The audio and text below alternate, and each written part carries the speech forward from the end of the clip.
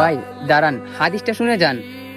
আমরা তো সবাই নামাজ পড়ি, কিন্তু নামাজের মধ্যে দুই সেজদার মধ্যে দুইটি দোয়া আছে। এই দুইটি দোয়াতে যে কোনো একটি দোয়া আমাদের পড়তে হবে। আমরা কি সেই দোয়াটি পড়ি? চলেন আমরা সবাই সেই দোয়াটি জেনে নেই।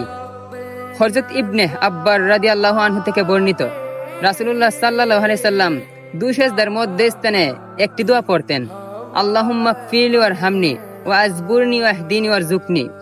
এর অর্থ হলো, হে আল্লাহ, আমাকে ক্ষমা করুন, আমার প্রতি দয়া করুন, আমাকে কতিপথ থেকে রক্ষা করুন, আমাকে সৎ পথে চলার তৌফিক দান করুন এবং আমাকে রিজিক দান করুন। হাদিস নাম্বার তিরমিজি, হাদিস 284।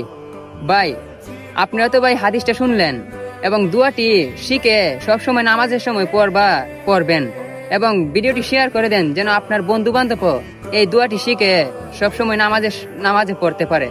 সুম্মা আমিন।